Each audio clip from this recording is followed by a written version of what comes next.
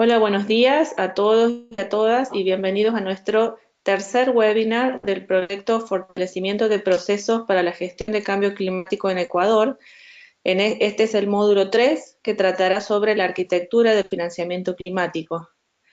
Les recuerdo que este webinar es coorganizado por el Ministerio de Ambiente de Ecuador y el Programa de Naciones Unidas para el Desarrollo, con el financiamiento del Fondo Verde para el Clima y el apoyo de la Fundación Futuro Latinoamericano a través de la Alianza Clima y Desarrollo y de la Cooperación Técnica Alemana. Me gustaría introducir a cada una de las organizaciones involucradas brevemente. El Ministerio de Ambiente es la Autoridad Nacional Ambiental y la Autoridad Nacional designada ante el Fondo Verde para el Clima. El Programa de las Naciones Unidas para el Desarrollo es una agencia acreditada ante el Fondo Verde para el Clima y está implementando el proyecto mencionado, que tiene que ver, que coordina este programa de fortalecimiento de capacidades. GIZ es una empresa de la República Federal de Alemania que se dedica a la cooperación internacional a nivel mundial, y uno de los programas bilaterales en Ecuador es las ciudades intermedias sostenibles, y en ese marco se apoya este proceso de capacitación.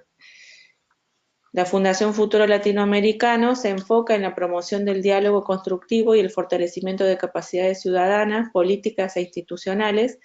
Es miembro y coordina regionalmente la Alianza Clima y Desarrollo.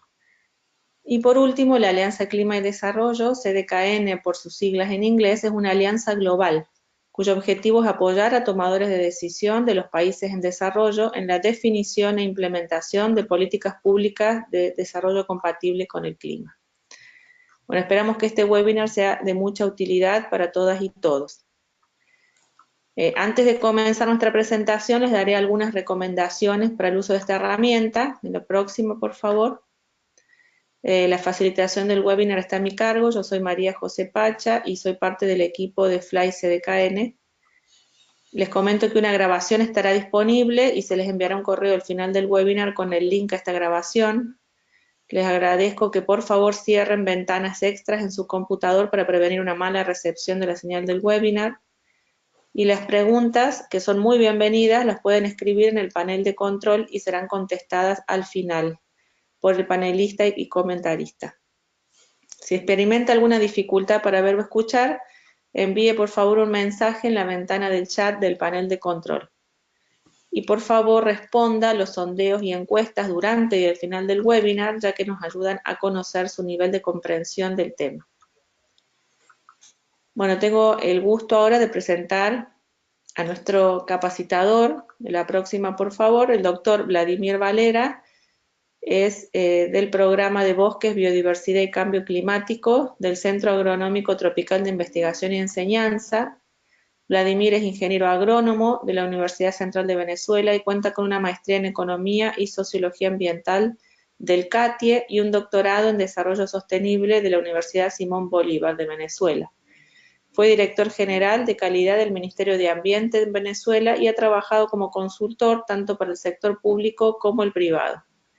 Ha sido coordinador del Diplomado en Financiamiento Climático para El Salvador, autor del Manual de Salvaguardas Ambientales y Sociales para el proceso de acreditación del CATIE ante el Fondo Verde del Clima, y ha participado en la elaboración de varias propuestas completas de financiamiento climático.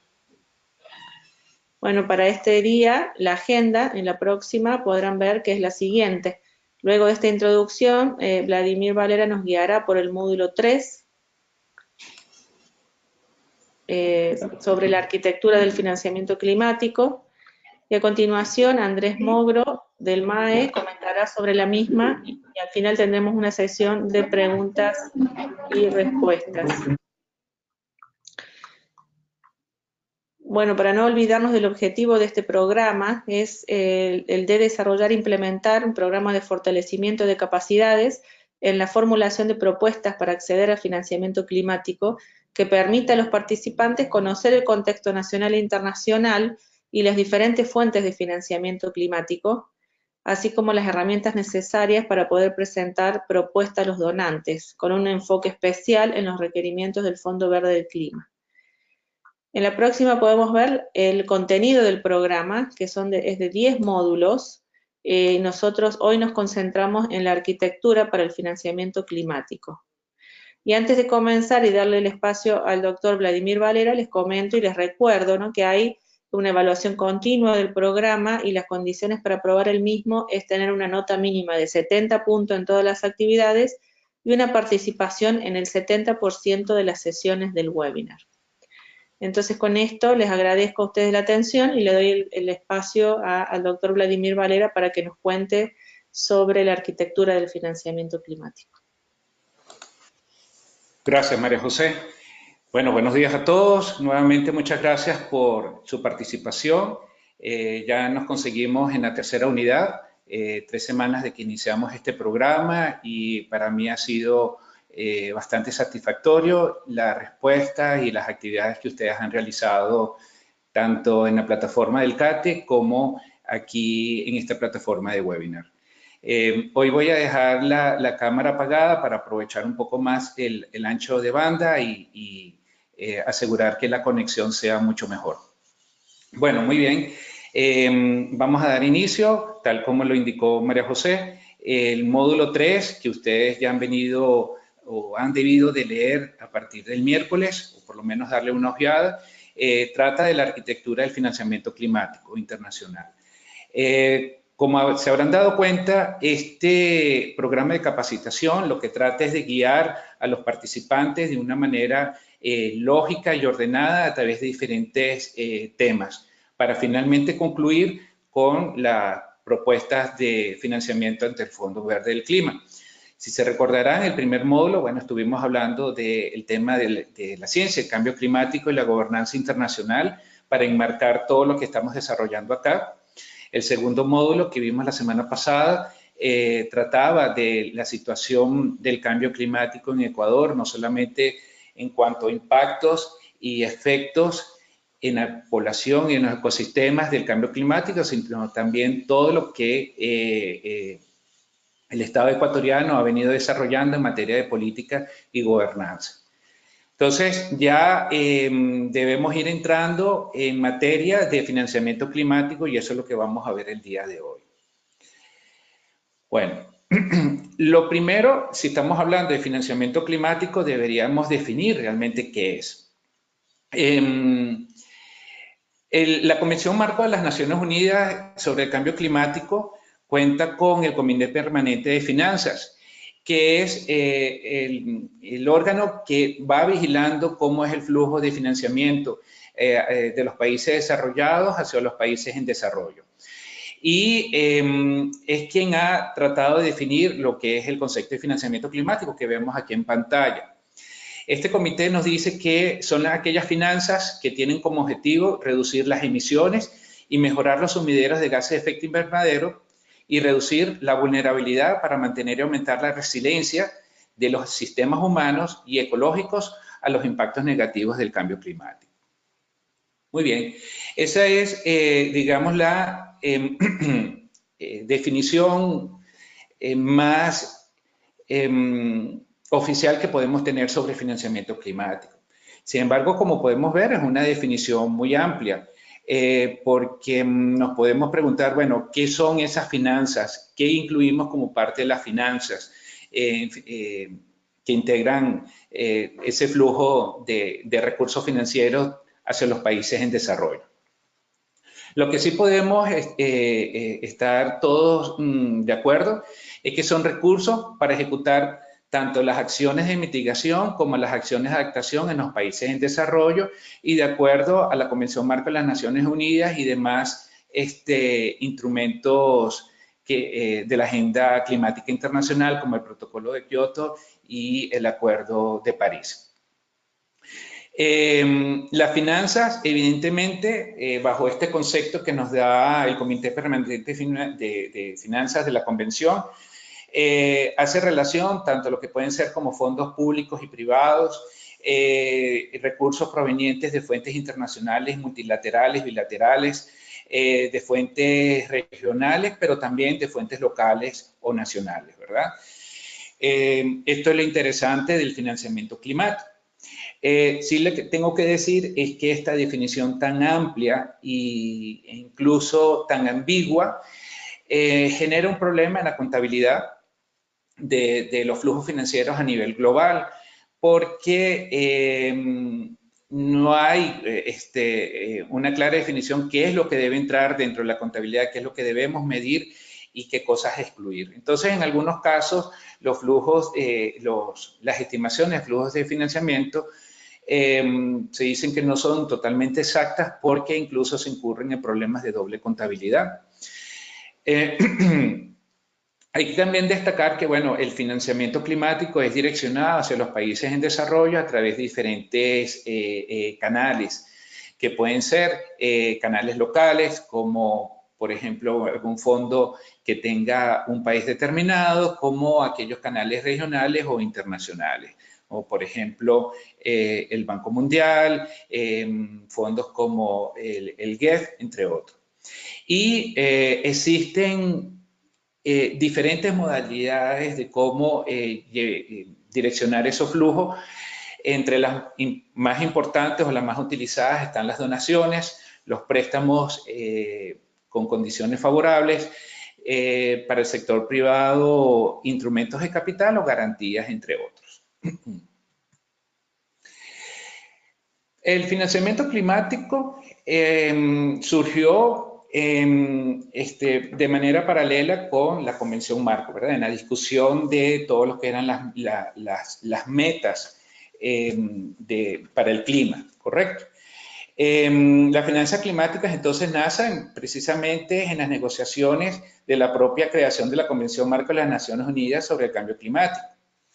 Si recordamos en el primer módulo que estuvimos hablando de la gobernanza internacional, habíamos mencionado que la Convención Marco, precisamente en su artículo 4, establece el compromiso que deben tener los países desarrollados de proporcionar recursos financieros nuevos y adicionales para cubrir los gastos que efectúen los países en desarrollo, tanto para acciones bueno, principalmente de adaptación, pero también de mitigación.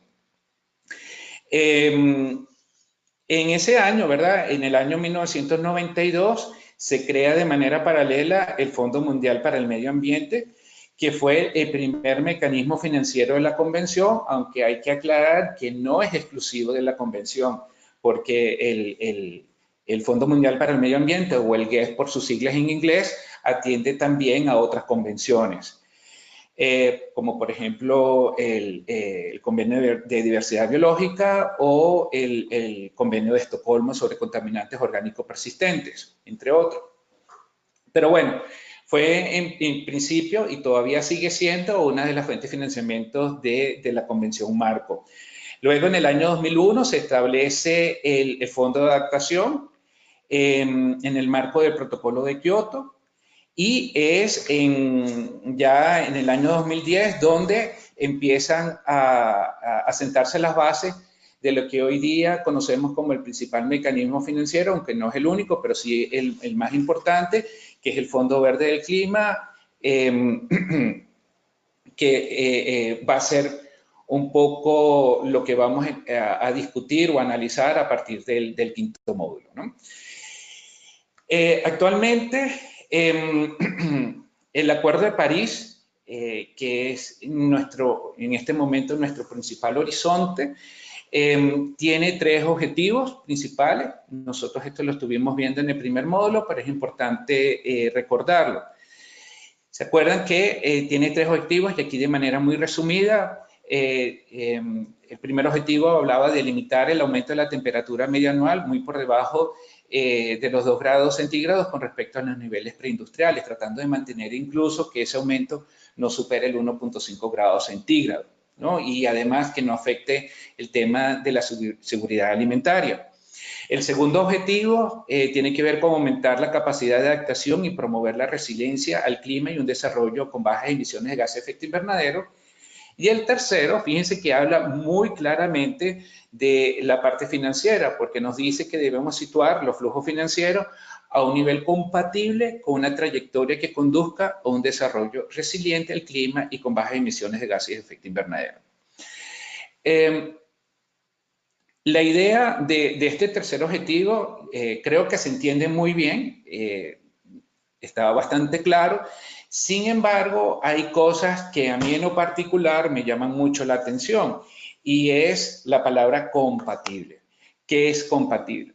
Si uno busca la definición en la definición de la Real Academia de la Lengua, podemos decir que compatible es aquello que ocurre al mismo tiempo y de una forma armónica. Y esto es correcto. Y ese sería el ideal, de que los flujos financieros fueran, se estuvieran dando en la misma medida que los países en desarrollo así lo necesitan. La pregunta es, y puede ser un poco para el análisis final que nos va a dar Andrés, es, ¿realmente ese flujo financiero se está dando de una manera compatible o no lo estamos haciendo como tal? Muy bien.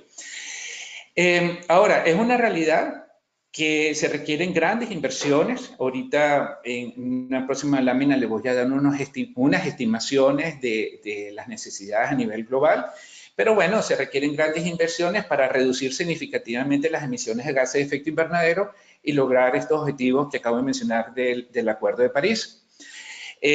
No solamente para reducción, sino también para reducir la vulnerabilidad y tener sociedades o poblaciones mucho más resilientes al clima. Y qué bueno, algo que se habla muy bien en financiamiento climático es que esto deberían ser medidas nuevas y adicionales. Y aquí también entonces empezamos a ver las dificultades que tenemos para el acceso del financiamiento climático, porque en las reuniones y en el debate internacional, la pregunta es ¿qué es adicional? ¿Sí? Y la adicionalidad tiene que ver, bueno, tiene mucho sentido, tiene muchas connotaciones en clima, pero específicamente en financiamiento tiene que ver cómo nosotros demostramos que un proyecto es distinto, ¿verdad? Un proyecto que definimos como climático es totalmente distinto a un proyecto normal de desarrollo, ¿no? Yo siempre, por ejemplo, a mis estudiantes les doy el ejemplo. Nosotros podemos tener un proyecto aquí en Costa Rica, ¿verdad?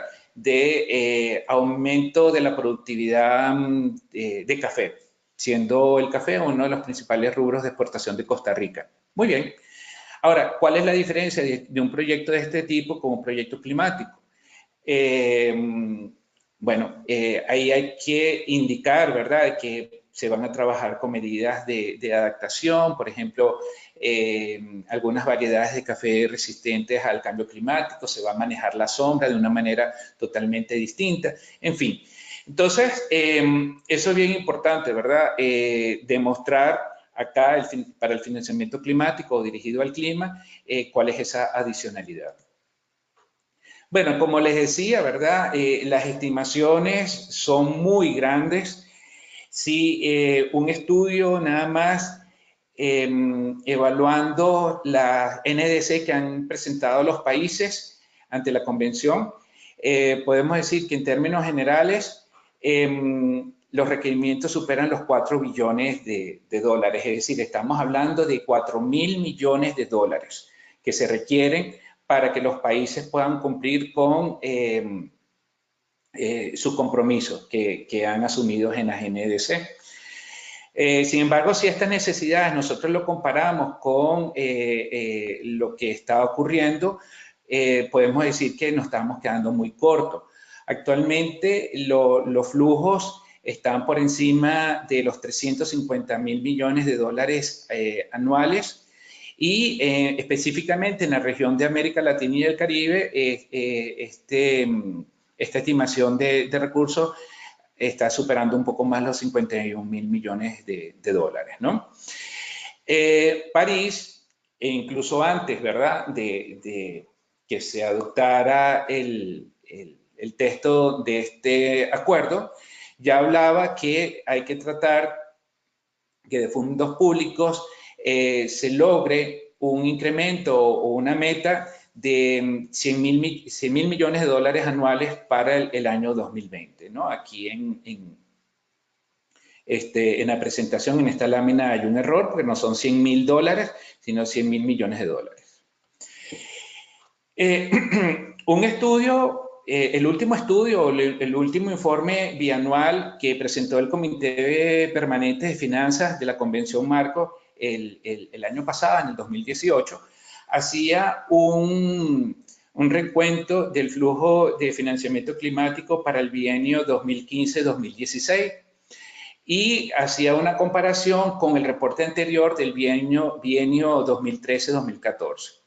El informe señala del Comité Permanente de Finanzas que los flujos financieros se han ido incrementando desde el año 2014, donde las estimaciones fueron de 584 mil millones de dólares, al 2016 de 681 mil millones de dólares.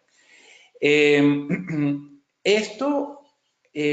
informe y también algunos otros instituciones que trabajan el tema del financiamiento climático lo explican bajo dos causas principales o dos elementos principales.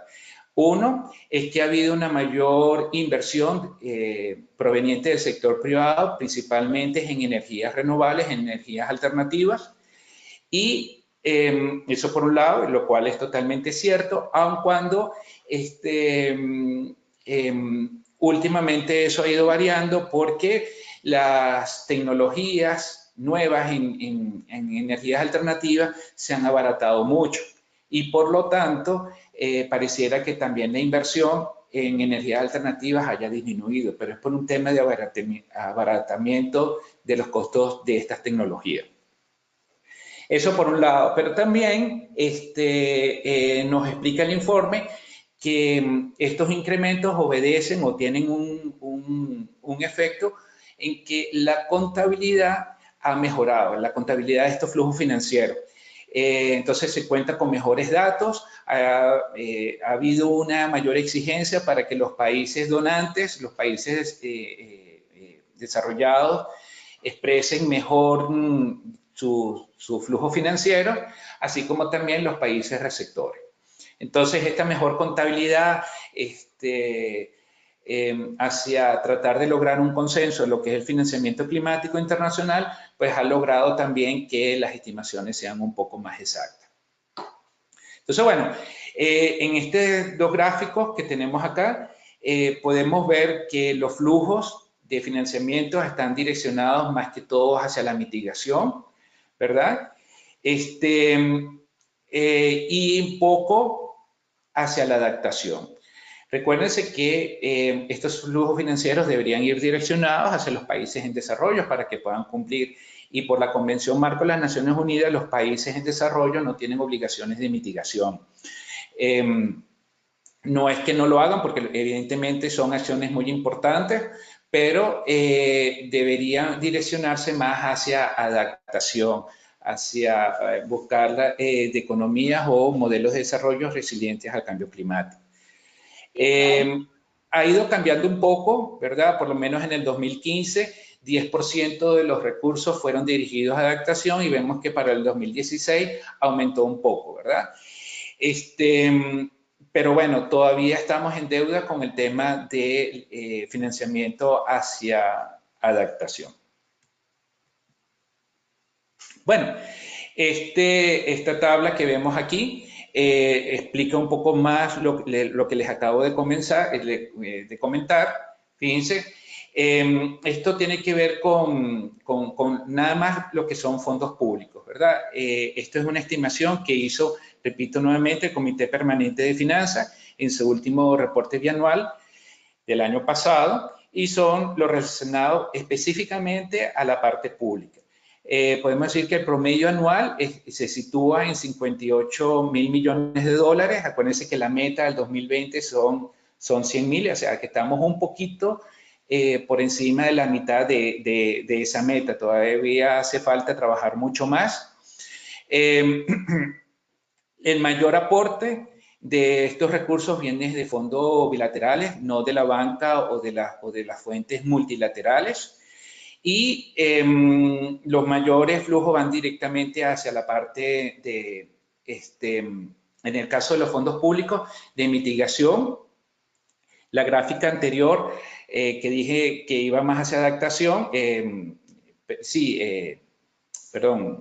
iba hacia mitigación, concuerda también con esas actividades del sector privado, ¿no? Entonces, fíjense acá que 62.3% de los flujos totales van direccionados hacia mitigación, un 25.5% hacia adaptación, ¿no? Y los transversales, que combinan tanto mitigación como adaptación, un 2.03%.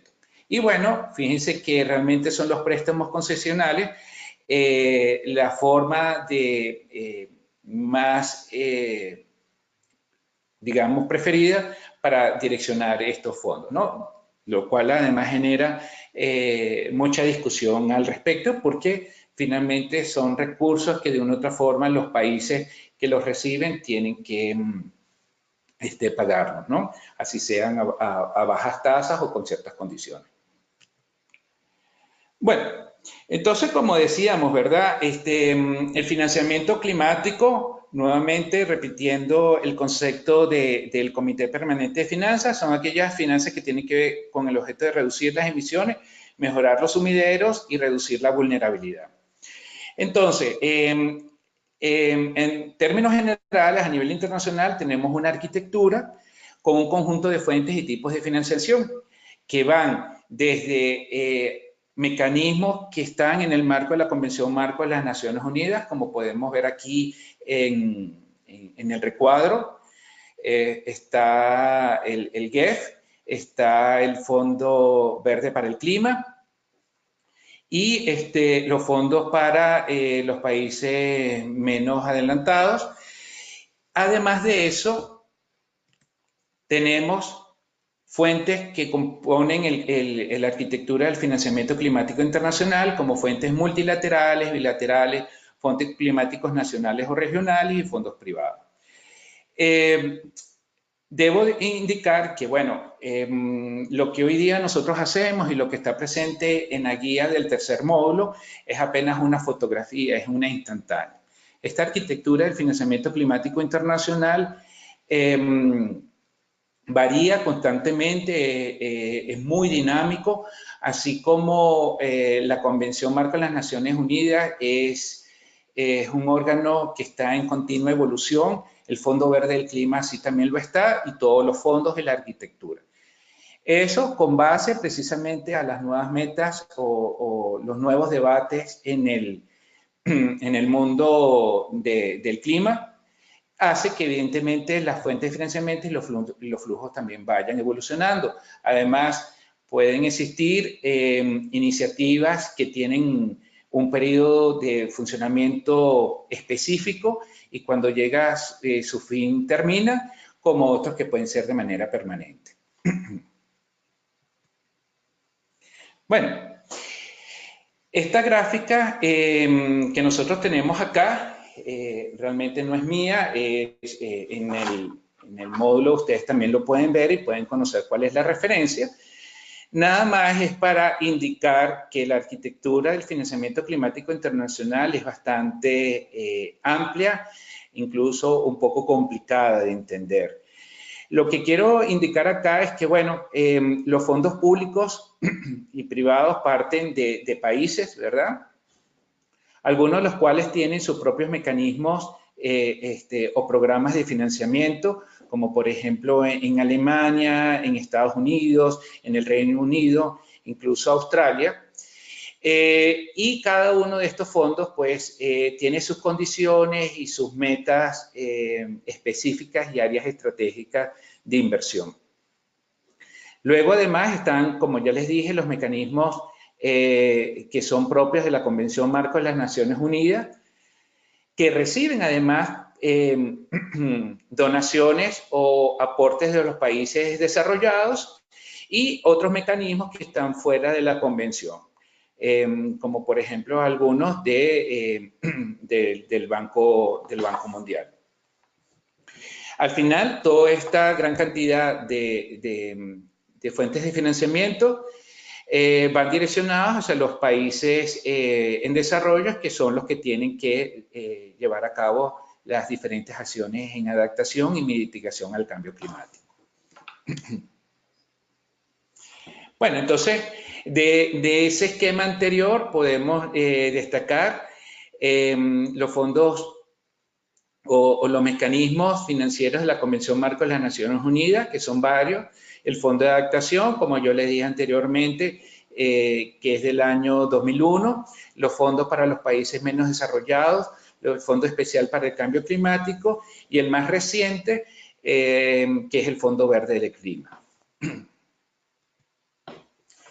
Bueno, aquí nada más una pequeña muestra de fondos multilaterales, ¿verdad? Como el Fondo Mundial para la Naturaleza, o GEF, por sus siglos en inglés, el grupo del Banco Mundial, porque no es solamente el Banco Mundial, sino el grupo que lo conforma.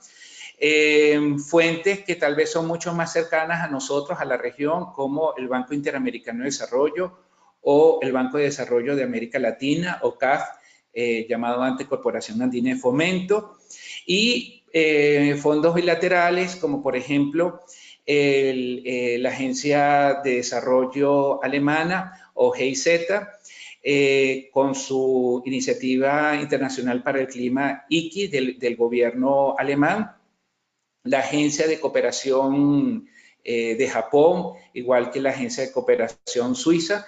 Son algunos de los ejemplos de fuentes bilaterales que podemos tener o que financian acciones en materia de cambio climático. El acceso a las diferentes fuentes, bien sea aquellos mecanismos que acabo de mencionar de la Convención Marco de las Naciones Unidas, como de fuentes multilaterales o bilaterales, no es sencillo. Algo que tengo que destacar es que cuando uno revisa los documentos del Fondo Verde del Clima y de otras fuentes de financiamiento, siempre se habla de brindar un acceso simple e inmediato a los países, ¿verdad? Sin embargo, no lo es como tal.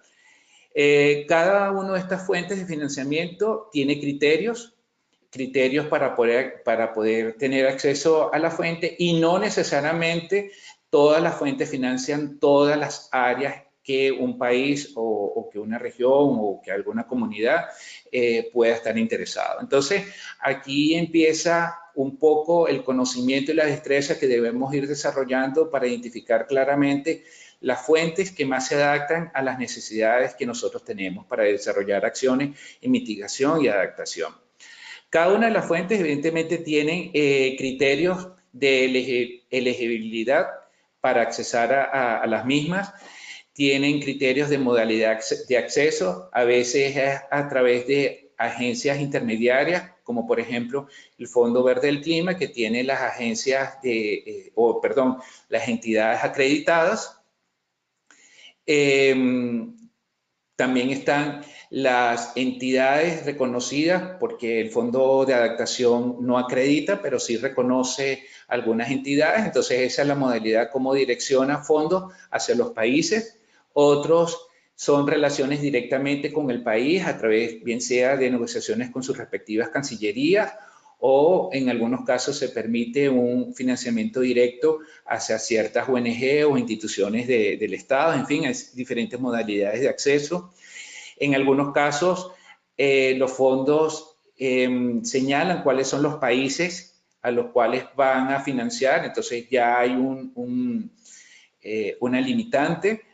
Hay criterios, ¿verdad?, que deben tener los países. En fin, hay una serie de elementos para que podamos ser elegibles a las fuentes de financiamiento, ¿no? Hay montos mínimos, hay montos máximos en algunos casos, en otros no lo hay, son un poco libres. Hay también ventanas que se abren y se cierran, todo va a depender de cómo es el funcionamiento de cada fuente.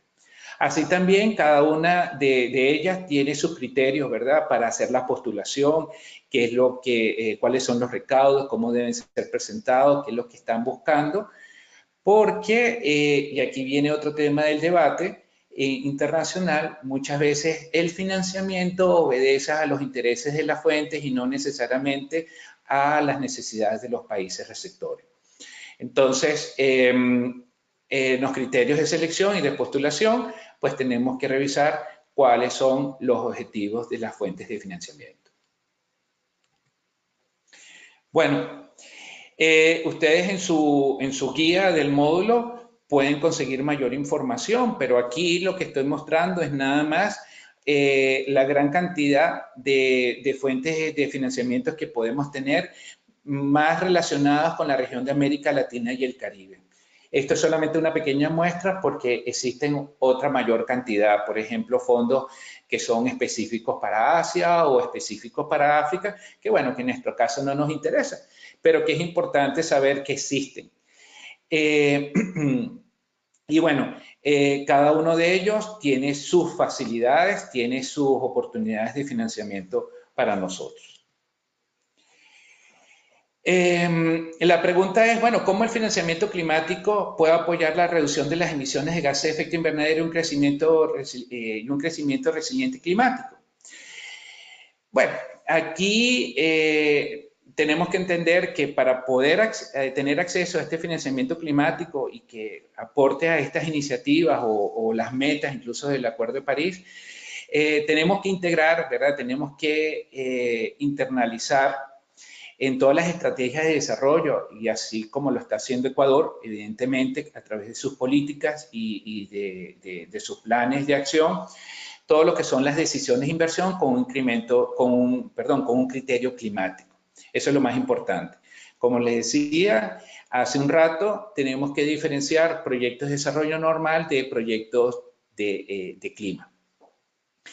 Y bueno, debemos incorporar de manera transversal todas las consideraciones de cambio climático en los planes de desarrollo y de acuerdo a las circunstancias nacionales, tal como lo está haciendo Ecuador, ¿no? Eso considero yo que es uno de los elementos básicos que debe tener cualquier país para poder, o si quiere, tener acceso al financiamiento internacional. Bueno, muy bien. Eso es el resumen que le quise traer. No quise hablar en este momento del Fondo Verde del Clima, porque a partir de la semana que viene, que comenzamos la unidad o el módulo número 4, vamos a estar hablando constantemente de ello, ¿no? Solamente mencionar que actualmente no es el único, pero es el mecanismo de financiamiento más importante de la convención. Información de cada uno de los fondos, ¿verdad? Pudiésemos pasar toda la mañana, pero el tiempo realmente no nos alcanza para ello. Pero si alguno de ustedes están interesados en la guía del módulo 3, la pueden conseguir. Entonces, bueno, no quiero hacer más extensa mi presentación porque yo sé que la intervención de Andrés va a ser muy interesante. Gracias. Bueno, muchas gracias, Vladimir, por tan interesante presentación. En la próxima quiero introducir a Andrés Mogro, que va a ser nuestro comentarista, que es el Director Nacional de Adaptación al Cambio Climático en el Ministerio de Ambiente de Ecuador. Andrés es licenciado multilingüe en Negocios e Intercambios Internacionales de la Pontificia Universidad Católica de Ecuador y máster en Relaciones Internacionales con mención en Negociaciones Internacionales y Manejo de Conflictos de la Universidad Andina Simón Bolívar. Ha trabajado en temas de cambio climático alrededor de 9 años, con un enfoque especial en política internacional y financiamiento climático.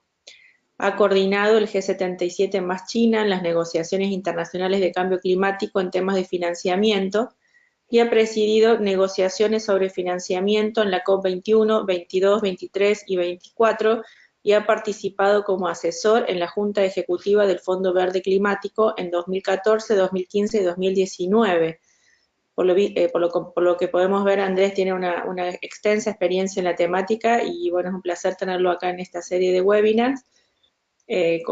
Bueno, te damos el espacio para que puedas comentarnos sobre esta presentación y además recordarle a los estudiantes que pueden hacer sus preguntas en el panel de control y también comentarles que yo subí 2 documentos, uno es la presentación de Vladimir y otro es la guía de este módulo.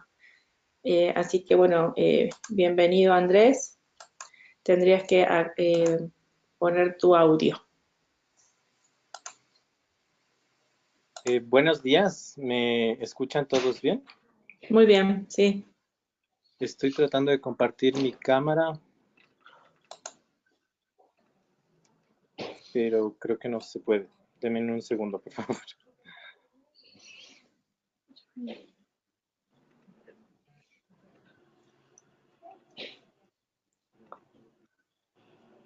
Ok, el portal no me deja compartir la cámara por alguna razón. Voy a seguir con mi intervención, tal vez, sin que me puedan ver para no hacerles perder mucho tiempo. Voy a comenzar tal vez con un par de mensajes principales sobre algunas conclusiones de la presentación de Vladimir. Y la primera conclusión que creo que los participantes al módulo deberían llevarse es que las fuentes de financiamiento climático son muy amplias y no se limitan, como ha sido tal vez la percepción en los últimos años, al Fondo Verde Climático. De hecho, el Fondo Verde Climático, en mi experiencia, tiene varios problemas que voy a resaltar también en esta intervención. Pero hablando sobre las fuentes, sí creo que vale la pena que los participantes se lleven ese primer mensaje, que las fuentes son muy amplias, que no se limitan a fondos públicos o multilaterales, sino que también abarcan fondos privados, bilaterales, y últimamente diría incluso que las fuentes se están diversificando aún más, con la participación ampliada del sector privado, de fondos multilaterales y básicamente de todos los actores que están involucrados en la gestión del cambio climático. La segunda conclusión que creo que vale la pena resaltar de la presentación es que precisamente por la amplitud de las fuentes y la dificultad que existe en los conceptos que nos estaba mencionando Vladimir, la contabilidad de los recursos es muy complicada. Y eso representa un reto, por un lado, para países en desarrollo que tienen el deber de contabilizar estas fuentes que entran a sus países y por otro lado también por los números que se presentan a nivel internacional. Y eso creo que vale la pena, lo voy a mencionar también en mi intervención. Y sobre las conclusiones, el hecho de que las fuentes sean tan amplias, la contabilidad sea tan complicada, genera también que el acceso a las fuentes sea complejo. Y eso también responde a lo que nos comentaba Vladimir, que normalmente los solicitantes o interesados en fuentes internacionales tienen que responder a cuáles son las prioridades de cada una de las fuentes. Y eso es un problema también. Después de resaltar estas conclusiones principales, hay 7 mensajes que quería dejar en esta intervención y voy a tratar de pasar por ellos rápidamente. El primero es relacionado a la definición de financiamiento climático.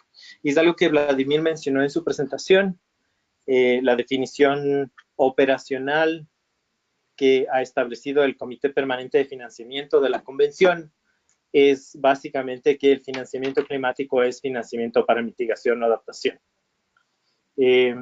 Esto es el resultado de un trabajo extenso por el Comité Permanente de Financiamiento, pero no debería haberlo sido. El problema es que las discusiones dentro del comité, que en teoría también es un órgano técnico, son muy politizadas. La razón detrás de eso es que existen voluntades diferentes por parte de países desarrollados, países en desarrollo, de fuentes y de receptores de reportar diferentes cosas como financiamiento climático. Por eso la definición en realidad no nos ayuda mucho. Para darles un ejemplo sobre esta problemática de la definición, normalmente las fuentes de financiamiento climático utilizan criterios como cuáles son los sectores que se están financiando para determinar si es o no es financiamiento climático. Y evidentemente los proyectos de desarrollo que caben dentro de los sectores de energía sostenible, de transporte, para hablar de mitigación o para hablar de adaptación, los temas que tienen que ver con patrimonio hídrico, con soberanía alimentaria, son sectores que tradicionalmente se reportan como financiamiento para mitigación o para adaptación desde el punto de vista de las fuentes. Pero desde el punto de vista de los receptores es difícil darle seguimiento a estos flujos o reportar estos flujos como mitigación o adaptación, cuando la autoridad nacional en materia de cambio climático o los reportes nacionales que se presentan en materia de cambio climático no pueden reflejar los resultados de esos proyectos en términos climáticos, es decir, o en reducción de emisiones de gases de efecto invernadero o en aumento de resiliencia y disminución de vulnerabilidad ante los efectos del cambio climático. Y esos no son datos que normalmente todos los proyectos que se reportan como cambio climático generan. Entonces, resulta difícil pensar que se reporte como financiamiento climático un proyecto que en teoría resuelve o reduce las emisiones, pero no sabe cuánto. O un proyecto que en teoría aumenta la resiliencia a los efectos del cambio climático, pero tampoco sabe cuánto. Entonces, los proyectos de mitigación tienen que generar datos en materia de proyecciones de líneas base, reducción de gases de efecto invernadero con metodologías aprobadas a nivel internacional. Tienen que reportarlos a las autoridades que recopilan esta información. Y por otro lado, los proyectos en adaptación deberían, en teoría, también generar información histórica sobre precipitación y temperatura y proyecciones también sobre precipitación, temperatura y efectos esperados del cambio climático para ver que efectivamente están respondiendo a esos problemas. Sin embargo, lo que sucede en la práctica es que muchas de las cosas que se reportan de lado y lado no coinciden. Entonces, los criterios son muy diferentes desde los receptores y desde las fuentes de financiamiento respecto a qué es lo que en realidad tiene que financiar el financiamiento climático. Entonces, esa es la primera problemática que yo quería compartir en esta intervención. La segunda tiene que ver con la concesionalidad. Y si bien Vladimir nos contaba que el financiamiento climático utiliza también diferentes instrumentos, sean préstamos concesionales, concesiones, garantías, equities y muchos más, en realidad, pensándolo desde el punto de vista de política internacional, los compromisos que existen tanto en la Convención como en el Acuerdo de París son que los países desarrollados tienen que proveer de financiamiento a los países en desarrollo para sus actividades de mitigación y adaptación en línea con sus necesidades. Lo que se discute a nivel internacional es cuando se reportan flujos que no son concesiones, que son préstamos, sean préstamos concesionales a muy buenos términos, préstamos no tan concesionales, que también se reportan préstamos no concesionales a términos del mercado o términos peores que los del mercado. ¿Es en realidad esa una provisión de financiamiento o es en realidad solo ofrecer una oportunidad a los países en desarrollo a endeudarse más, a asumir una deuda que ellos tendrán que pagar para tener que resolver un problema que no necesariamente ellos han causado? Entonces, en términos de política internacional, hay una discusión muy fuerte sobre qué es lo que implica los préstamos concesionales, los préstamos en general o todos los instrumentos financieros que implican una devolución de esos recursos como financiamiento climático. Evidentemente en la práctica eso se reporta como financiamiento climático, pero ¿qué tanto eso ayuda a los países en desarrollo solo ofreciéndoles una oportunidad de generar más deuda? Es un tema muy discutible. Y de hecho, todas las agencias de cooperación que nos mencionaba Vladimir incluyen bancos. Y de los bancos, en realidad hay pocos que ofrezcan instrumentos que no impliquen una devolución de sus recursos, que sean instrumentos que respondan a necesidades de los países en desarrollo.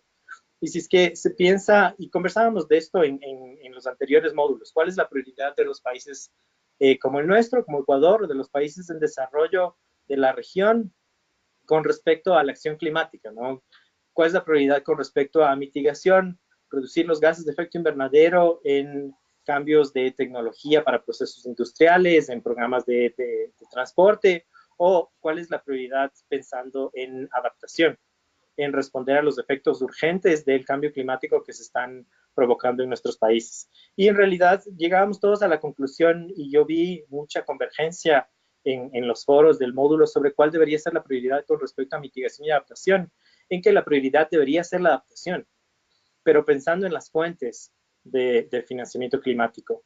Si es que la mayoría de oferta de recursos existe con respecto a instrumentos financieros que implican un repago de esos recursos, ¿cuántos de los proyectos de adaptación generan el retorno financiero para estar en la capacidad de asumir una deuda?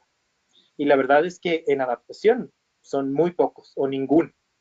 Normalmente los proyectos climáticos que tienen la capacidad de asumir una deuda y pagar esa deuda en el futuro son proyectos que van a generar un ingreso. Entonces, son proyectos normalmente de mitigación que generan inversión para un negocio que eventualmente va a generar retorno para el pago de la deuda. Entonces, en realidad, las fuentes de financiamiento actual no responden tanto a la necesidad de países en desarrollo con respecto a mitigación y adaptación. Y eso se refleja en los números que nos comentaba Vladimir en su presentación. A nivel internacional, el financiamiento para mitigación sobrepasa por muchas veces al financiamiento de adaptación. Y eso lo que refleja es que la situación que existe en la arquitectura financiera climática no responde ni a las necesidades ni a las prioridades de los países en desarrollo. Y en teoría debería ser. Los compromisos que existen en la Convención y en el Acuerdo de París dicen que la provisión de recursos financieros tienen que responder a necesidades y a prioridades. No debería existir el caso en el que un país en desarrollo quiera acceder al financiamiento climático y tenga que ir a las fuentes, a este mapeo que hemos hecho y ver qué es lo que quieren financiar las fuentes. Y viendo qué es lo que quieren financiar las fuentes, pensar en un proyecto. Normalmente, en teoría, debería funcionar al revés. Deberían identificarse cuáles son las necesidades, las prioridades, cuál es la vulnerabilidad del país y en base a eso encontrar financiamiento que se concatene a esas necesidades. Pero lo que pasa en la práctica es algo relativamente diferente.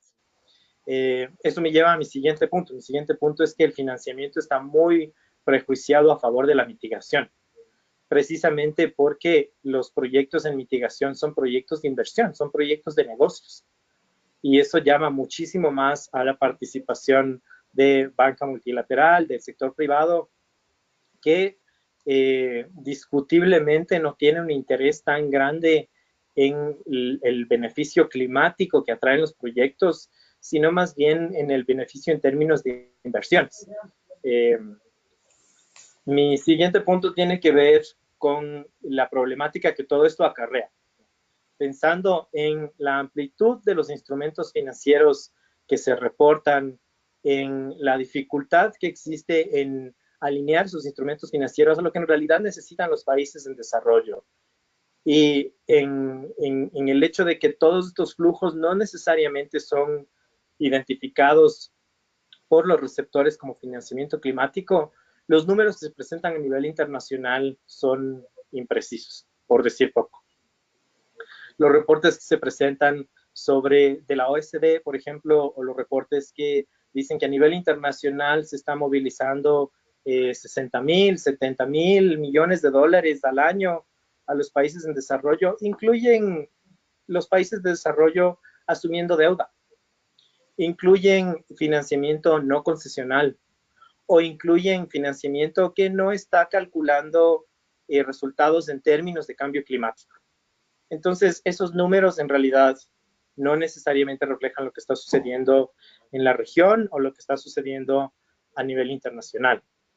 Y por eso el ejercicio que se está tratando de hacer ahora con el Acuerdo de París es que los países en desarrollo también reporten el financiamiento que están recibiendo. Entonces, a partir de 2024, todos los países en desarrollo tendrán que presentar nuevos instrumentos de reporte que incluirán por primera vez una obligación mandatoria de reportar financiamiento recibido. Financiamiento recibido para mitigación, para adaptación, para los temas de transparencia, tecnología, desarrollo de capacidades, y ahí será uno de los momentos en los que podremos comparar, ¿no? ¿Cuáles son los flujos que se están reportando como movilizados desde países desarrollados y cuáles son los flujos que se están reportando como recibidos por los países en desarrollo? Y veremos en dónde existen problemáticas. Una de las problemáticas que existe en los países en desarrollo también es que la canalización de recursos siempre se hace a través de agencias y las agencias tienen un fee. Entonces, cuando el Fondo Verde reporta que ha dado X número de millones a X país, en realidad lo que recibe el país es bastante menos. Y eso no necesariamente se refleja en los reportes. Eso me lleva a mi siguiente punto, que tiene que ver con el compromiso de los 100.000 millones, que es un tema que se promociona un montón a nivel internacional como un logro gigante, pero que es algo que se acordó en 2009. Y es un tema que no se acordó de manera participativa. Es un número que salió de una reunión de presidentes de países desarrollados que más bien tenía el objetivo de arrancar las negociaciones para el Acuerdo de París. Pero ¿cuál es el problema con los 100.000 millones de dólares? Que no es un compromiso de proveer financiamiento, es un compromiso de movilizar recursos. Y eso es muy diferente, porque esa movilización también acarrea los recursos que los países en desarrollo mismos, con sus propios esfuerzos o complementados con cooperación técnica, puedan movilizar de sus propios actores. Entonces, es una problemática que lo único que causa es que se inflen mucho los números. Entonces, es una movilización, no es un compromiso de fondos públicos. El reporte es muy inflado, viene de varias fuentes y, y lo que causa básicamente es imprecisiones con respecto a la impresión internacional que existe sobre el financiamiento climático. Y mi último punto tiene que ver sobre el Fondo Verde, que es algo en lo que entraremos mucho más a detalle en los siguientes módulos, pero creo que vale la pena toparlo de manera superficial ahora, porque cuando existió el compromiso de los 100.000 millones, que fue tan promocionado, inicialmente muchas personas, muchos actores tuvieron la impresión imprecisa o ingenua de que el Fondo Verde iba a tener 100.000 millones de dólares cada año. Y ese no es el caso. El fondo tuvo una reposición inicial, un proceso inicial de compromisos en 2015, en 2014 y 15, que tenía el objetivo de promocionarlo para el Acuerdo de París y que logró compromisos de 10.000 millones de dólares. De esos 10.000 millones, 3.000 eran de Estados Unidos. Con el cambio de presidente, Estados Unidos solo dio 1.000. Entonces el fondo se quedó con 8 y de esos 8, alrededor de 1.000 millones se perdieron en tasas de cambio. Entonces el fondo en realidad tuvo 7. Esos 7 ya se han comprometido por completo y ahora está arrancándose un proceso de reposición en el fondo. ¿Cuál es el proceso de reposición? ¿Cuáles serán las políticas que existan? ¿Habrá obligación para los países de poner ciertos valores o ciertos montos? No existen todavía este tipo de políticas en el fondo. Actualmente el fondo está esperando donaciones voluntarias. Si los países quieren aportar, lo harán. Si no quieren, no lo harán. Y normalmente lo que sucede es que los países dicen, sí, yo aporto con este monto pequeño en el fondo, pero en mi cooperación bilateral tengo este otro monto gigante. En lo que hacen los bancos míos tengo este otro monto gigante. Y los montos gigantes son las deudas. El fondo verde también está recibiendo compromisos de préstamos. Entonces, que el fondo diga, tenemos 8.000 millones, pero son préstamos que tenemos que volverlos a pagar, porque en realidad no nos los han donado, también genera problemas, ¿no? Y eso, aparte de la politización que existe en el fondo, en la junta, cómo funciona la junta ejecutiva del fondo, es un caso muy sui generis que tal vez en algún otro momento podremos conversar, pero el fondo también tiene muchas políticas que tiene que responder. Y para cerrar mi intervención, porque creo que me voy a pasar del tiempo, las políticas más problemáticas que tiene que responder el fondo tienen que ver con el balance en el desembolso de sus recursos. Tiene el fondo que garantizar un balance regional. Eso significa que si ya hay demasiados proyectos que vienen de América Latina y muy pocos de Asia, los de América Latina se pausarán unos años hasta que la cartera del fondo esté más balanceada. Tiene que tener un balance en mitigación y adaptación con las mismas implicaciones y tiene que tener un balance en los instrumentos financieros también con las mismas implicaciones. Todo el mundo ahora tiene la impresión de que el fondo estará dando solo concesiones, pero en realidad las concesiones del fondo están llegando a un límite crítico. En la región deberíamos promover un poco más del acceso a los otros instrumentos financieros del fondo. Pero ¿cuáles son los otros instrumentos? Son deuda. Entonces, también hay una problemática ahí. Y por último, el fondo tiene unos tiempos difíciles. desde la creación de las notas de concepto hasta que el proyecto esté aceptado, pueden pasar 2 o 3 años. Y que tanto eso responde a una necesidad urgente de un proyecto, particularmente en temas de adaptación, es discutible, ¿no? Entonces, hay varias problemáticas que he tratado solo de resumir de una manera breve en esta intervención para que los participantes también tengan esa información, ¿no? Que si bien hay muchos pros en cómo está funcionando la arquitectura financiera climática internacional, también hay muchas problemáticas que no se han podido resolver y que en varios casos quedan a la mano de los países, quedan a la decisión de cómo se están manejando sus modelos de gobernanza nacionales y quedan a la interpretación también académica que pueda dar cada uno de los participantes, ¿no? Entonces lo voy a dejar hasta ahí y cualquier pregunta estoy contento de discutir. Bueno, muchísimas gracias, Andrés. Muy interesante tus intervenciones.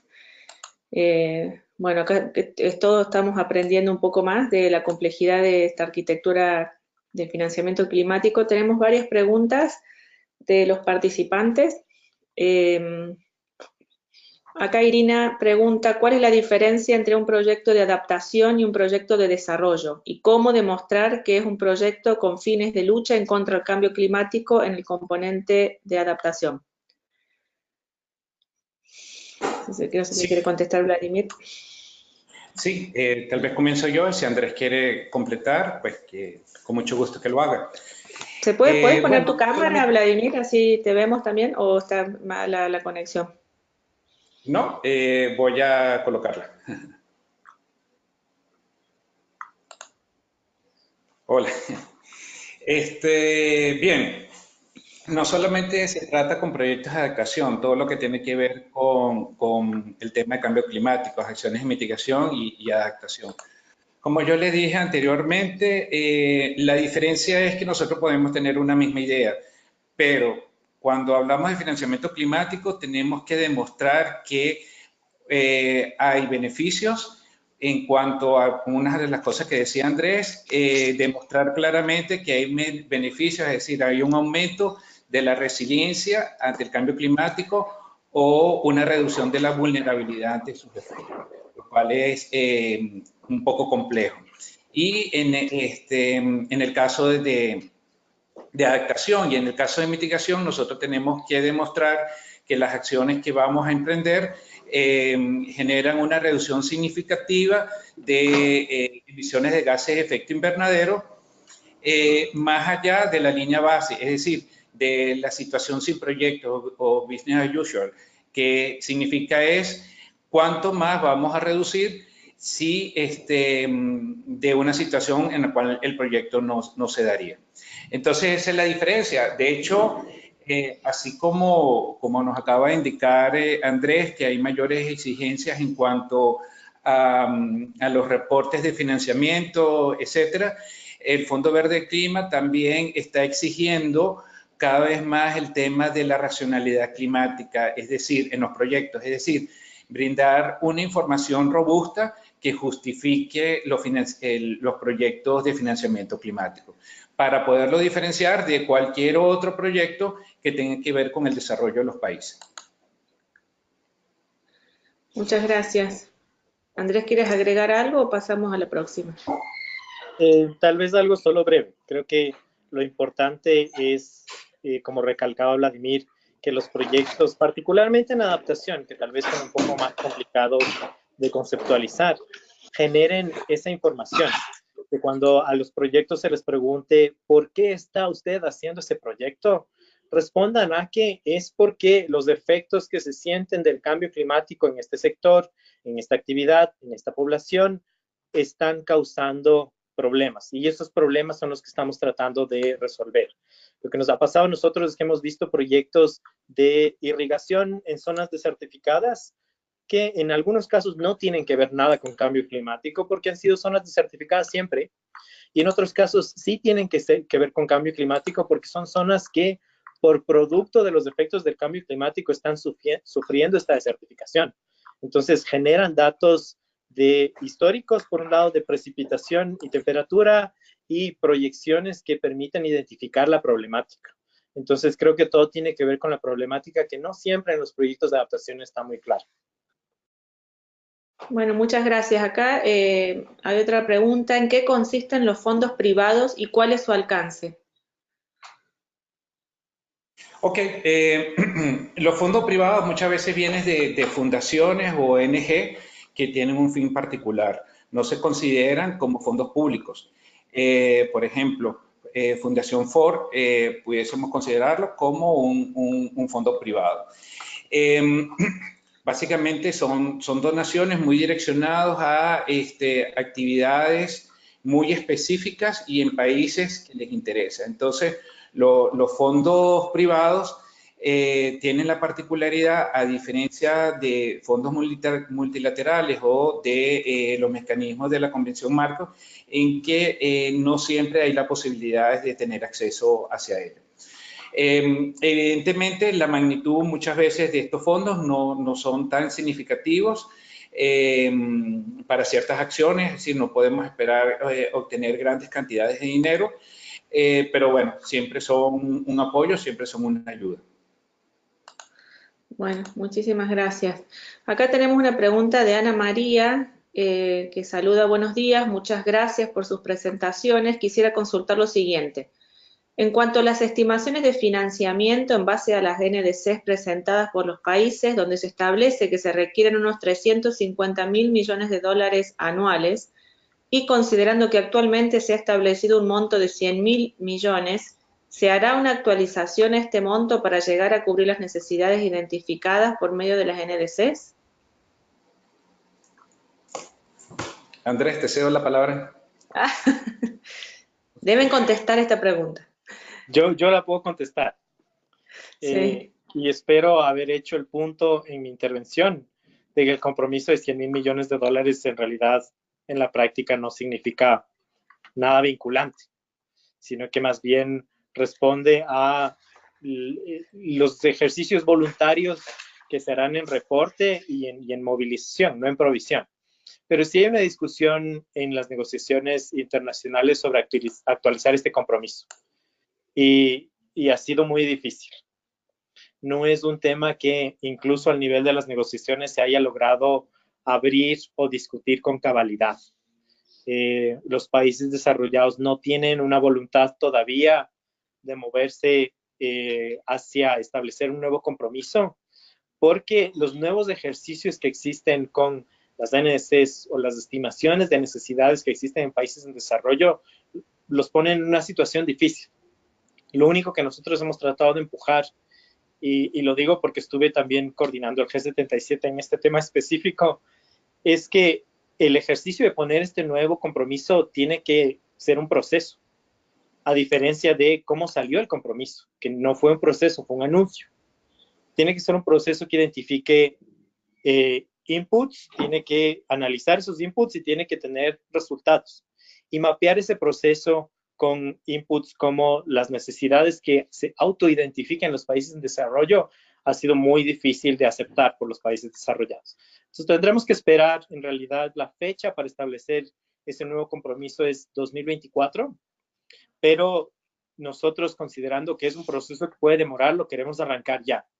Pero es un tema que en términos de política internacional es todavía muy difícil. Sí, qué preocupante, ¿no? Bueno, acá tenemos una pregunta para Andrés, también de Irina. ¿Qué opina sobre el proceso de negociaciones sobre pérdidas y daños y el uso de seguros que promueven los países desarrollados, en particular Alemania? Qué buena pregunta. Me alegra que los participantes tengan ese conocimiento tan específico. La problemática con pérdidas y daños es que los flujos financieros que se necesitarían para responder a pérdidas y daños en países en desarrollo son gigantes, porque están relacionados tanto a efectos de lenta aparición, como los procesos de certificación, como a catástrofes climáticas, como los huracanes en el Caribe. Entonces, en realidad, este ha sido un tema que para países desarrollados ha sido muy difícil de discutir porque tiene que ver con compensación económica por catástrofes climáticas. Entonces, la manera en la que ellos han abordado el tema es básicamente diciéndoles a los países en desarrollo que deberían comprar seguros y asegurarse frente a esas situaciones. A mí no me parece que sea la mejor de las respuestas, pero sí entiendo que es un tema muy difícil de discutir entre países desarrollados y en desarrollo, especialmente con los países en desarrollo que son propensos a estas catástrofes climáticas mucho más a menudo que nosotros, por ejemplo. Pero es un tema muy sensible que hasta ahora solo ha podido tener una discusión técnica para entender mejor cuáles pueden ser las pérdidas y los daños que se generen por cambio climático, pero no hay un vínculo directo con los temas de financiamiento público, sino con los temas de financiamiento privado, que es discutible.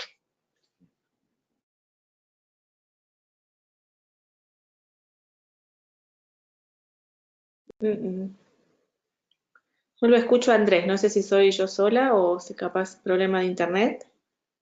No, yo ya terminé mi respuesta y me perfecto. puse en mute. Porque quedó como en silencio, quedaste en la imagen congelada. Bueno, Henry acá pregunta cuáles son los factores que no permiten que los gobiernos locales puedan acceder a fondos internacionales. O digamos, ¿por qué los gobiernos locales no pueden acceder a estos fondos internacionales desde su punto de vista? Ok, igual, comienzo yo y cualquier cosa complementa Andrés. El tema no es que no puedan acceder, el tema es que hay mecanismos que tienen designada alguna autoridad nacional como punto de contacto, como por ejemplo el Fondo de Adaptación, GEF, el Fondo Verde para el Clima, en sus formas de funcionamiento, ¿verdad? Con las diferentes partes o los diferentes países, exigen que se establezca una autoridad nacional designada o algún punto focal, y esta es la forma de comunicación y la forma de transferencia de recursos. Si un gobierno local, evidentemente, tiene una necesidad para llevar a cabo algún proyecto de mitigación o de adaptación, necesariamente se va a tener que poner en contacto con la autoridad nacional designada, por ejemplo, para el Fondo Verde del Clima, o con alguna agencia internacional que sirva como el enlace con el fondo.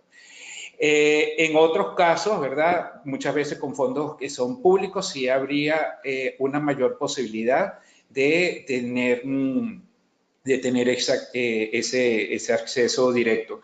Hay que recordar, y como decía, por ejemplo, Andrés, cuando se trata de préstamos concesionales o a condiciones favorables, esto implica un endeudamiento del país o del Estado. Por lo tanto, también todos estos procesos deben llevar toda una tramitación interna para contar con la buena pro del país, de Cancillería, ¿no? Para asumir esto. Pero por eso obedece de que a veces los gobiernos locales pues no tienen ese acceso, sino que se hace de una manera indirecta o de la mano con alguna autoridad nacional que haya sido designada como punto de contacto con la respectiva fuente. Bueno, muchas gracias. Acá José Antonio tiene una pregunta: si hay compromiso político de los GATS en Ecuador para implementar medidas de adaptación. Ok.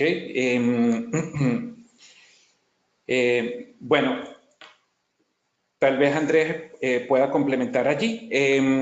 Fíjense, saben que yo no soy ecuatoriano, pues estoy apoyando este trabajo de capacitación. Sin embargo, en los foros hemos podido ver y también en la información que se ha levantado que sí, que los gobiernos locales ecuatorianos tienen una necesidad, incluso están viendo de manera imperiosa invertir en temas de adaptación al cambio climático, porque son los primeros que, desde el punto de vista político, gubernamental, que ven cómo el cambio climático le está afectando. Tal vez puedo decir que, bueno, saliéndonos un poquito más allá de Ecuador, en términos generales, hay un desconocimiento muchas veces en los gobiernos locales sobre lo que es el cambio climático, y eso les impide empoderarse y del tema y poder tomar decisiones mucho más acertadas. Yo creo que en la medida que haya una mayor sensibilización hacia los gobiernos, sobre todo el factor político, que es finalmente el que toma la decisión, pues habrá una mayor voluntad. Sin embargo, bueno, en el foro número 2, relacionado con el cambio climático en Ecuador, muchos manifestaron precisamente la necesidad de involucrar a los gobiernos locales en la toma de decisiones. Sí, tal vez para complementar un poco la respuesta de Vladimir. Yo creo que sí existe compromiso y últimamente con el ejercicio que está haciendo con GOPE para que los gobiernos provinciales puedan generar estrategias provinciales de cambio climático, este compromiso se ha reforzado aún más. La diferencia tal vez que existe con respecto a proyectos de adaptación de índole nacional es que los proyectos tienen que responder a las competencias que existen en la gestión de los gobiernos provinciales y particularmente aterrizar eso a gobiernos autónomos descentralizados municipales o parroquiales en temas de gestión de residuos, de recursos hídricos y temas de planificación territorial. Entonces creo que en términos generales sí existe participación, existe cada vez mayor articulación con los ejercicios de identificación de necesidades y de estrategias nacionales y es ahora el momento en que estamos dando ese paso, ¿no? Y más bien estos espacios que tienen el objetivo de socializar cuáles son las fuentes y tal vez un poco regresando a la anterior pregunta, tienen el objetivo de promover ese acceso, porque los gobiernos provinciales tienen la competencia de acceder directamente a estos recursos, con excepción de lo que mencionaba Vladimir, aquellos fondos que requieren de una articulación o una carta de validación por parte de la autoridad designada para cada una de esas fuentes, pero no todas las fuentes requieren eso. Ese es el caso más especial para las fuentes oficiales de la convención, como el Fondo de Adaptación o el Fondo Verde Climático, pero no es el caso para todas las fuentes, más bien la articulación directa con esas otras alternativas de financiamiento se puede hacer. Bueno, muchísimas gracias. Tenemos varias preguntas y siguen sumándose, así que yo voy a tratar de ser selectiva de algunas. Si queda alguna sin contestar, luego con todo gusto las responderemos en forma escrita. Tenemos una de David que me parece pertinente. Buen día con todos y gracias a los expositores por sus valiosas reflexiones y criterios. La pregunta para Andrés es que me llamó enormemente la atención sobre el valor que mencionó respecto a los recursos perdidos por motivo de tasas de cambio. Más allá de estar conscientes de la enorme oportunidad de negocio que esto significa para grupos financieros y traders, ¿se ha discutido dentro de las negociaciones sobre cuáles son las alternativas para reducir los gastos en este rubro? Sí, gracias David por la pregunta. Ese es un caso especial con el Fondo Verde, porque el ejercicio de compromisos o las promesas que se le hicieron al Fondo Verde en 2014 fueron promesas en monedas locales. Entonces, en el caso de los países europeos, no todos hicieron sus promesas en euros, algunos hicieron promesas en sus monedas locales y para el momento en el que ejecutaron esas promesas y efectivamente transfirieron esos recursos al Fondo Verde, la tasa de cambio que se había calculado para hacer el valor total de esas promesas cambió. Entonces, el Fondo Verde recibió menos de lo que había asumido que iba a recibir por temas de fluctuación de mercado. Una de las soluciones que existen ahí es que los compromisos los puedan hacer directamente en dólares, pero evidentemente en las políticas del fondo, como los compromisos están marcados en materia de donación y son voluntarios, no tienen ese tipo de exigencias, sino que más bien los dejan a la discreción de los países donantes, entre comillas, y ese es un problema que ha causado que los recursos del fondo sean menores a los que se han anunciado. Muchas gracias, Andrés. Aquí hay una pregunta de Pablo que dice, ¿a qué se debe que haya organismos como el BID y CAF que tienen fondos propios, pero también son organismos acreditados para el Fondo Verde. Hay barreras, además, para que organismos nacionales se acrediten. ¿No se debería promover más bien la acreditación? Sí, buena pregunta. Eso lo vamos a ver un poco más en el siguiente módulo, que es específico al funcionamiento del Fondo Verde para el Clima.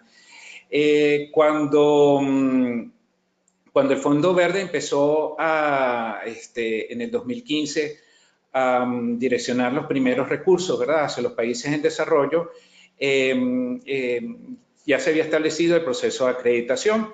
El proceso de acreditación, como vamos a ver, es un proceso bastante complejo, no es nada sencillo. Les puedo decir que nosotros aquí en CATIE hemos estado interesados en obtener la acreditación desde hace 2 años como agencia regional, a solicitud también de los países que son parte de CATIE, y no se ha logrado. Eso nada más para poner un ejemplo de las dificultades que tenemos para ser agencia acreditada. Entonces, evidentemente, el Fondo Verde para el Clima comenzó con instituciones multilaterales grandes que ya tenían una gran experiencia, como Banco Mundial, CAF, GEF, entre otros. Perdón, GEF no, Banco Mundial, Banco Interamericano de Desarrollo, como las primeras entidades acreditadas ante el Fondo Verde para el Clima para direccionar estos recursos. Sin embargo, el mandato es que se aliente a las entidades de corte nacional, las que llamamos de acceso directo, para que puedan acreditarse ante el Fondo Verde del Clima, y los países de esta manera puedan tener una vinculación mucho más directa con una agencia o una entidad que les sea más propia. Pero la principal dificultad es precisamente los requerimientos. Y esto obedece a que el fondo no comenzó con criterios propios en sí, sino comenzó con los criterios del Banco Mundial. El Banco Mundial actúa como fiduciario del Fondo Verde para el Clima, y eso ha hecho que todos los criterios, ¿verdad?, de acreditación, de solicitudes, de otorgamiento de las subvenciones, etcétera, obedezcan más a si fueran proyectos realmente de desarrollos de infraestructuras, etcétera. Entonces, lo cual hace muy difícil para que los países puedan tener entidades acreditadas de acceso directo. Esa es una de las realidades que también está teniendo el fondo. Bueno, muchas gracias. Acá tenemos una intervención de Diego, que quiere saber, que es un gusto para él participar en el curso, y sobre la pregunta de financiamiento climático de gobiernos locales. ¿Existe alguna iniciativa específica de financiamiento climático internacionales para ciudades específicamente? ¿Andrés? Puedo responder esta. Quería responder la anterior también. No existe, bueno, existen iniciativas para generar acciones a nivel de ciudades, pero no existen fondos que tengan como criterio que sean ciudades los que hagan la solicitud. Eso no significa que a todos los fondos que ha comentado Vladimir no pueda generar una solicitud una ciudad. Sí se puede hacer. Solo se necesita de organización a nivel del gobierno que represente esa ciudad para generar la propuesta, para el compromiso y para la ejecución. En el caso de Ecuador, por ejemplo, el gobierno autónomo descentralizado del municipio de Ambato está con una propuesta de Euroclima que está ayudándoles para los temas de transporte y de movilidad urbana. Ellos la presentaron como ciudad. Entonces, yo diría, todas las fuentes que nosotros hemos revisado pueden recibir propuestas directamente de ciudades. No existe una limitación con respecto a la escala del proponente que se presente a los fondos. Bueno, gracias. Bueno, hay varias preguntas más, voy a tratar de avanzar. Eric pregunta si el MAE va a desarrollar una guía sobre las oportunidades de financiamiento climático, el modelo de gestión y los procesos específicos que el país aplica para la generación, selección y canalización de propuestas de proyectos. Hay varias cosas que está desarrollando el ministerio, específicamente una guía que responda a los procesos para acceder a los fondos, yo creo que es complicada, porque se limitaría a X número de fondos, cuando en realidad el objetivo del webinar y de esta sesión, yo lo he comprendido como mirar cuál es la amplitud que existe para esos fondos. Si es que específicamente fuera para el Fondo Verde, es cuestión de entrar a la página del Fondo Verde y ver cuáles son los requerimientos para esa fuente. Pero en términos generales, normalmente los requerimientos que existen para acceder a cualquier fondo que sea climático, y es algo que no viene del ministerio como gobierno, sino que viene de los fondos, es que se alineen a la política nacional en materia de cambio climático, a las prioridades que existen en materia de cambio climático, que normalmente se reflejan en el caso de Ecuador, en la Estrategia Nacional de Cambio Climático, en la contribución determinada a nivel nacional y en los instrumentos que se generan en materia de política.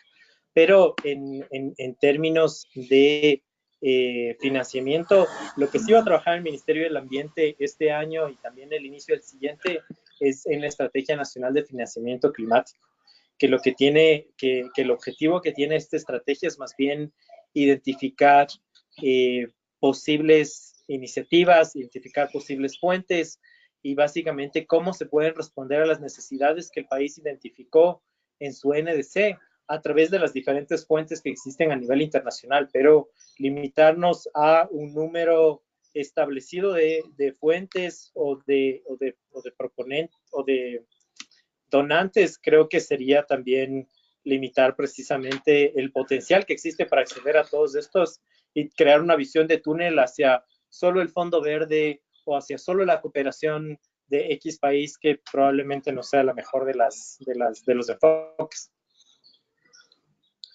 Bueno, muchas gracias. Aquí una pregunta de Brigitte. ¿Cuál es la estrategia que como país Ecuador plantea para optimizar este tipo de financiamiento?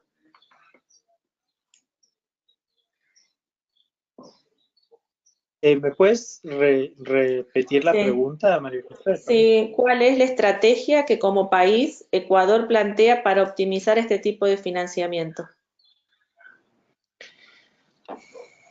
Creo que es una pregunta difícil de comprender y se relaciona a lo que yo decía anteriormente. La razón para que todas las iniciativas, proyectos, programas, ideas se alineen a un horizonte común y apunten hacia un mismo objetivo es precisamente los instrumentos de política que existen en materia de cambio climático. Recientemente el Ecuador oficializó su NDC, que es el compromiso que nosotros establecemos para implementar el Acuerdo de París. Y una de las cosas que preguntan todas las fuentes de financiamiento climático es cómo esta iniciativa y esta idea se alinea a la NDC. Entonces, el ejercicio de generación de la NDC, que fue un ejercicio participativo que demoró casi 2 años y que no les voy a promocionar ahora, tiene ese objetivo, establecer el horizonte común para que todo el financiamiento que entre para todas las ideas que puedan salir entre ahora y 2025 se alineen a un mismo objetivo y optimicen el uso de recursos en no disparar en diferentes direcciones. Bueno, muchísimas gracias.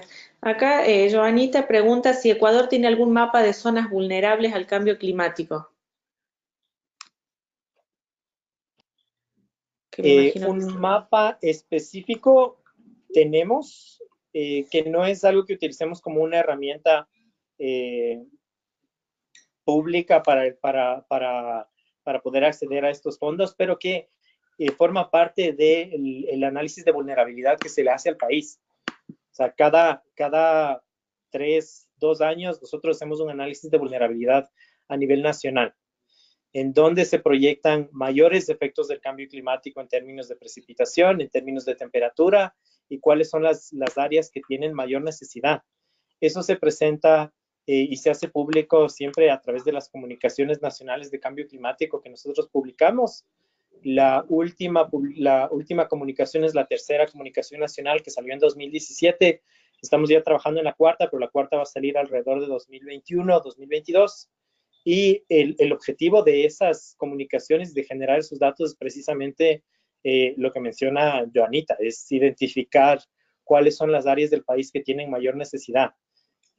Pero también en el ejercicio de el diseño de estrategias provinciales de cambio climático que va a hacer Congope y que van a hacer los gobiernos provinciales, se genera esta información. Entonces, toda esta información es pública y tiene que servir precisamente para eso, ¿no? Para diseñar los proyectos que respondan a esas vulnerabilidades. Bueno, muchas gracias. Ya estamos en las últimas preguntas. Andrés tiene una pregunta. ¿Cuál será el mecanismo que el SIC establezca para que los privados puedan acceder a financiamiento climático? Y SIC es CICC. No estoy familiarizada con el acrónimo. Sí, esa es una pregunta de seguramente un actor nacional que sí está familiarizado con el SIC. El SIC es el Comité Interinstitucional de Cambio Climático y es un órgano creado por el presidente y que tiene el objetivo de transversalizar la gestión del cambio climático en todas las políticas públicas del Estado.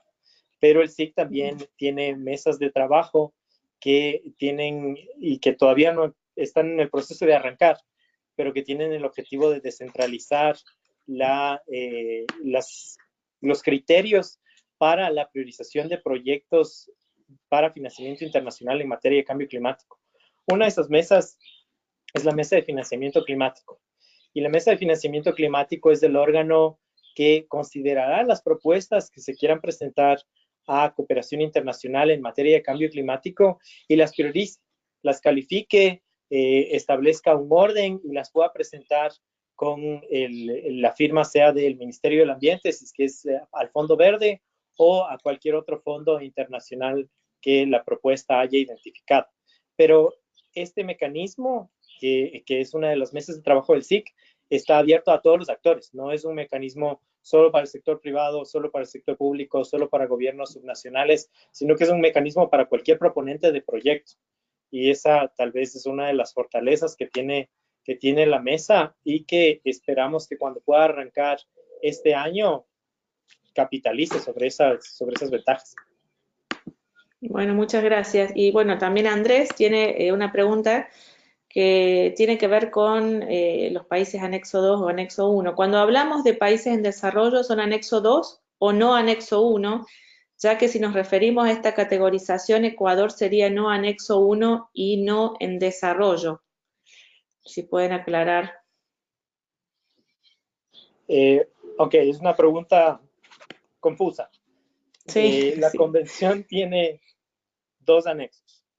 El anexo 1, que es una lista de todos los países desarrollados que tienen el compromiso de liderar la gestión del cambio climático en materia de mitigación, de cooperar en materia de transferencia de tecnología, desarrollo de capacidades, cooperación en adaptación, investigación y más. Y hay un anexo 2, que es de los países desarrollados también, que tienen el compromiso de proveer financiamiento. Entonces, no todos los países del anexo 1 están en el anexo 2, pero sí todos los países del anexo 2 están en el anexo 1. Y los países en desarrollo no están en ninguno de los dos. Ahí está. Muchas gracias por la aclaración. Buenísimo. Bueno, y la última pregunta de Henry, que dice, aparte de la voluntad política o la responsabilidad de los gobiernos locales para acceder a los fondos, tal vez desde la Autoridad Ambiental Nacional se hace un análisis de la capacidad operativa en la implementación de acciones o medidas en torno al cambio climático. Creo que en realidad ese análisis de la capacidad operativa de implementar depende de los implementadores. En el caso del ministerio hay un análisis, se hacen análisis de la capacidad del ministerio para implementar cosas, pero en el caso de los proponentes de proyecto depende mucho de cada uno. Es decir, si hay una propuesta de proyecto de X provincia, esa provincia debería estar segura de que esté en la capacidad operativa de implementar el proyecto si es que fuera seleccionado o financiado por alguna fuente internacional. Y ese también forma parte de la gestión de las agencias que trabajan en los proyectos y que generan los proyectos junto con los proponentes, y también forma parte de la gestión de las fuentes de financiamiento. Estar seguros de que existe esa capacidad operativa para implementar. En el caso específico de los gobiernos subnacionales, ya que ellos establecen a través de sus planes de ordenamiento territorial, sus planes de desarrollo subnacionales, los objetivos que se proponen implementar. La presunción ahí sería que, como es un ejercicio liderado por los actores que implementarán, existirá la capacidad operativa de hacer, pero no es algo que el Ministerio del Ambiente haga para todos los actores a todo nivel para la gestión del cambio climático. Bueno, muchísimas gracias Andrés y Vladimir por responder a las preguntas. No hay más preguntas de los participantes y les dejo a ustedes el espacio para que puedan hacer el cierre del módulo y las recomendaciones a los asistentes.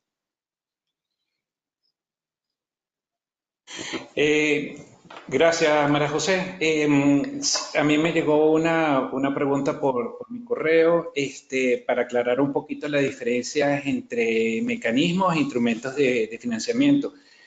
Bueno, muy brevemente, porque ya estamos pasados de la hora, realmente los mecanismos se refieren más a las fuentes, como por ejemplo el Fondo de Adaptación, el Fondo Verde para el Clima, mientras que los instrumentos son aquellas formas como se hace la transferencia de recursos, bien sea a través de donaciones, subvenciones, equity,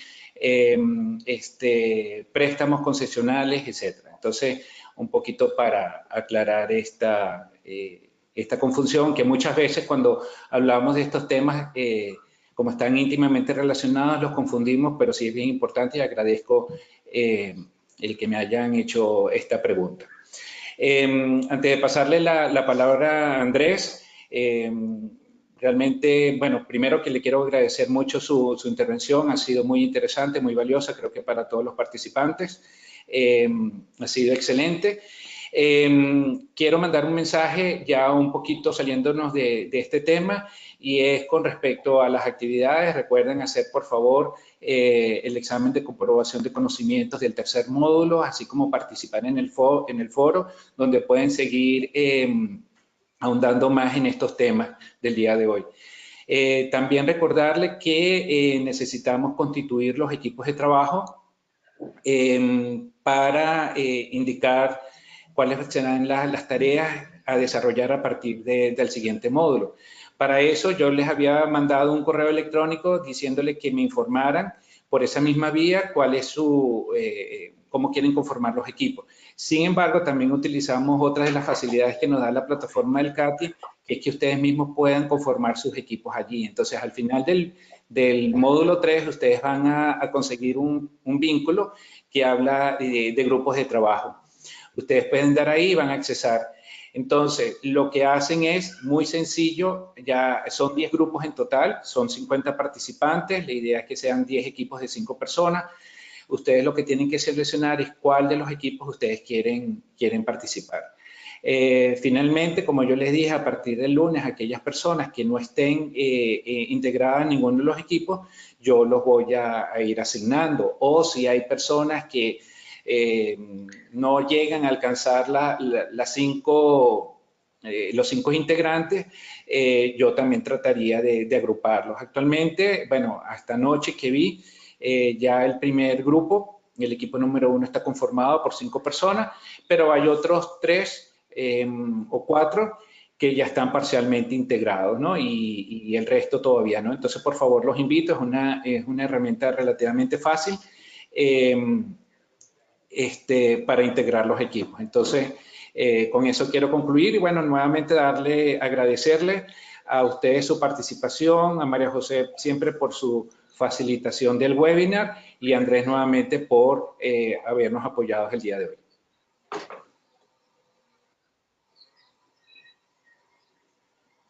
Andrés, ¿alguna palabra? Solo agradecerles a los participantes por haber asistido al módulo. Espero que se lleven mucha información propositiva y también muchas preguntas sobre las problemáticas que existen de financiamiento a nivel internacional. Agradecerles por la invitación de participar en este webinar y recordarles a los participantes, a pesar de que ya lo hemos hecho varias veces, que su participación en los webinars, en los foros y en los exámenes es requerida para que puedan seguir participando en el módulo. Una vez que nosotros veamos que los participantes no han estado efectivamente participando durante 3 o 2 sesiones trataremos de contactarles a ustedes, pero recuerden que su asistencia y su registro en el módulo es un compromiso también que ha hecho que varias personas interesadas en este programa no puedan estar registradas. Entonces, les agradecemos su compromiso, les agradecemos por haber estado en esta sesión y les deseamos que sigan participando de manera efectiva. Muchas gracias, Vladimir y Andrés. Yo quiero hacer un comentario también. Todos estos módulos, la presentación del webinar y las guías, está disponible en una página que hemos abierto especialmente desde CDKN para que puedan también compartir con otras personas que no pueden estar en el proceso de capacitación, como dijo Andrés, pero sí les interesa la temática. Entonces, seguramente en los siguientes correos les compartiremos esta página para que puedan compartir con otros interesados. Y bueno, les agradezco muchísimo entonces a los panelistas y a los asistentes y nos vemos en el cuarto módulo que va a ser sobre el Fondo Verde del Clima específicamente. Un abrazo y hasta el próximo viernes.